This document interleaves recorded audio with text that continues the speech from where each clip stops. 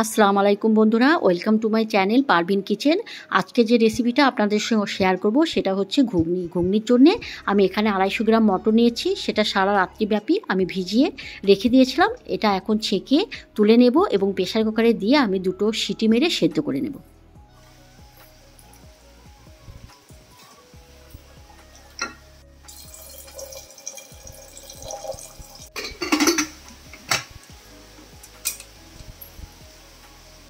দেখতেই পাচ্ছেন মটরগুলো আমি 2টো সিটি মেরে সেদ্ধ করে নিয়েছি।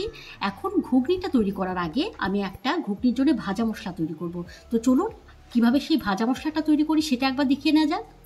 মশলাটা তৈরি করব তার জন্য আমি এখানে নিয়েছি 1 চামচ ধনে, 1 চামচ মৌরি, 1 চামচ জিরে, 2টো শুকনো লঙ্কা আর 3টে এলাচ।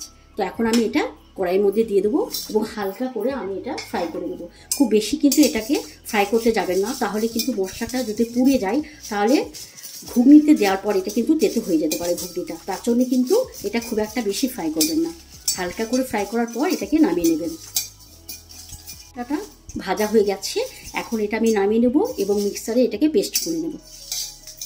দেখতে পাচ্ছেন ভাজা মশলাটা আমি পেস্ট করে নিয়েছি। এবার চলুন কিভাবে আমি ঘুগনিটা তৈরি করি সেটা একবার আপনাদেরকে দেখিয়ে নেওয়া যাক। কড়াইটা আমি বসিয়ে দিয়েছি, এখানে আমি দেব সরিষার তেল।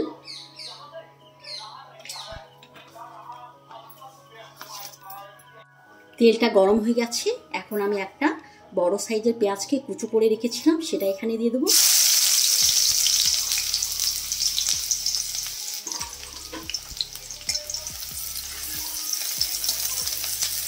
হালকা করে আমি এটা ভেজে নেব।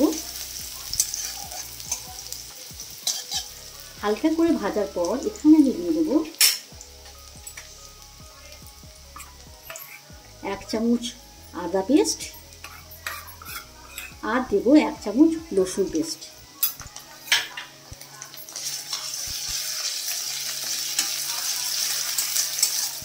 তো পেঁয়াজটা আদা রসুনের সঙ্গে আমি ভালো করে মিক্স করে নেব।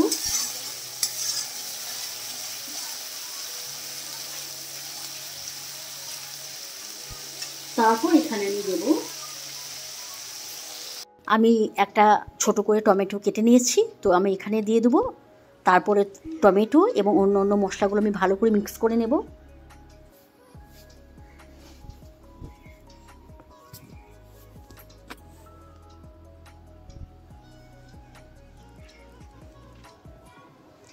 তারপর দেব আমি 1 চামচ হলুদের গুঁড়ো, দেব 1 চামচ ধনে পাউডার আর দেব 1 চামচ জিরে পাউডার।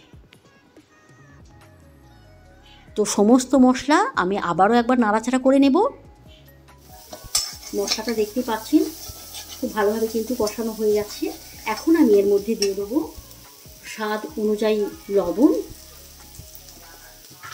আর দেব 1 চামচ কাশ্মীরি লঙ্কা গুঁড়ো।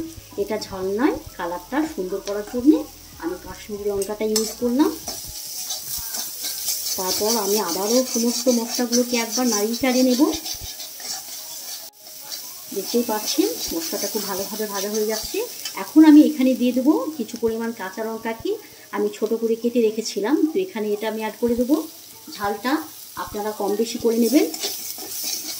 এখন কি করবেন, সামান্য পরিমাণে এখানে পানি দিয়ে পুরো মশলাটাকে 1 থেকে 2 মিনিট ভালো করে কষিয়ে নেবেন, যাতে পানিটা দেওয়ার উদ্দেশ্য একটাই, মশলার যে কাঁচা গন্ধ সেটা যেন ঠিকঠাক করে চলে যায়। তার জন্য পানিটা দিয়ে আমি মশলাটাকে ভালো করে 1 থেকে 2 মিনিট আমি ভালো করে কষিয়ে নেব। দেখতেই পাচ্ছেন মশলাটা কিন্তু প্রপারলি তৈরি হয়ে যাচ্ছে। মশলার কালারটা দেখছেন বন্ধুরা কত সুন্দর। এখন আমি কি করব, যে মটরগুলোকে আমি সেদ্ধ করে রেখেছিলাম সেইগুলো আমি এই মশলার মধ্যে দিয়ে দেব।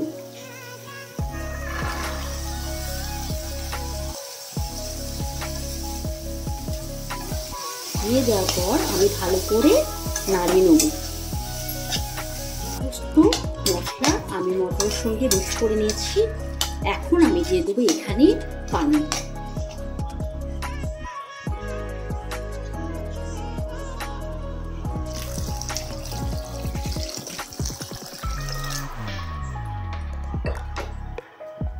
পানিটা দেওয়ার পর আমি আবারও একবার নাড়িয়ে দিব।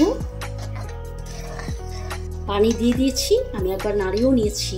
এখন আমি কি করব, আমি একটা আলুকে সেদ্ধ করে আমি চটকে রেখেছিলাম, এই আলুটা আমি ঘুগনির মধ্যে অ্যাড করে দেব। আপনারা দেখলেন যে আলুটা সেদ্ধ করে আমি চটকে রেখেছিলাম, সেটা আমি ঘুগনির মধ্যে দিয়ে দিলাম। এটা আমার ঘুগনি তৈরি করা প্রসেসটা একটু আলাদা। আমি দেখেছি যে অনেকেই ঘুগনি করে ছোট ছোট আলুকে কেটে মটরের মধ্যে দিয়ে দেয়, কিন্তু আমি বলবো এইভাবে একবার তৈরি করে দেখুন। এটা কিন্তু খুব সুন্দর খেতে এবং খেতেও কিন্তু অসাধারণ। আর একবার ট্রাই করে দেখুন আপনারা। তো আপনারা এইভাবে ঘুগনি তৈরি করুন এবং কেমন হয়েছে আমাকে কমেন্ট করে জানান। আর আমার ভিডিওটা যদি ভালো লাগে লাইক করবেন, শেয়ার করবেন, অবশ্যই আমার চ্যানেলটাকে সাবস্ক্রাইব করে দেবেন বন্ধুরা। আর এইভাবে আমি আবারও বলবো, একবার আমার মতন আপনারা বাড়িতে তৈরি করে দেখুন, স্বাদটা কিন্তু একদমই ভিন্ন। আমি এখন কি করব, একটা ঢাকনা দিয়ে ঢেকে দেব এবং এইভাবে আমি আবারও 2 মিনিট ঘুগনিটাকে রান্না করে নেব। তাহলে একবার আপনাদেরকে দেখিয়ে দিই ঘুগনিটা কতটা তৈরি হলো। দেখতেই পাচ্ছেন ঘুগনিটা প্রপারলি তৈরি হয়ে গেছে। এত সুন্দর একটা স্মেল দিচ্ছে বন্ধুরা, কি বলবো। দেখতে পাচ্ছেন কত সুন্দর। এখন আমি যে ভাজা মশলাটা আমি তৈরি করে রেখেছিলাম, আমি 2 চামচ ওপর থেকে দিয়ে দেব।